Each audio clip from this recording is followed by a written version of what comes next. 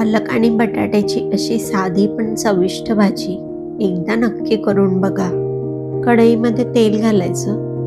तेल तापले की जिरं घालायचं. जिरं चांगलं तडतडू द्यायचं. आता लसूण आणि हिरवी मिरची घालते. इथे मी 8 ते 10 लसूण पाकळ्या आणि 2 हिरवी मिरची खलबत्त्यामध्ये जाडसर वाटून घेतली आहे. मंद आचेवर लसूण मिरची खमंग भाजून घ्यायची. आता एक बारीक कापलेला बटाटा घालायचा. पालेभाज्यांना लसूण मिरचीची खमंग फोडणी बसली तरच त्यांची चव जास्त खुलून येते. हळद थोडंसं परतून घ्यायचं. मीठ घालायचं. आता 2 ते 3 मिनिटे झाकून शिजायला ठेवायचं. बटाटा अर्धा शिजला आहे.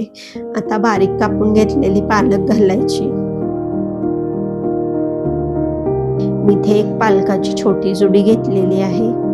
लगेचच 2 मिनिटे झाकून ठेवायचं. त्यामुळे पालक खाली बसते आणि हलवताना सोपं जातं.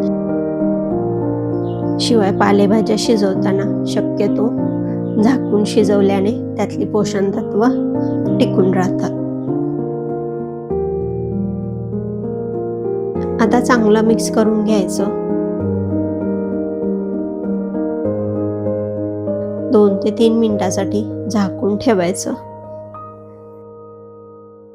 रेसिपी आवडली तर अशा साध्या आणि सोप्या रेसिपीसाठी चॅनेलला सबस्क्राईब करा.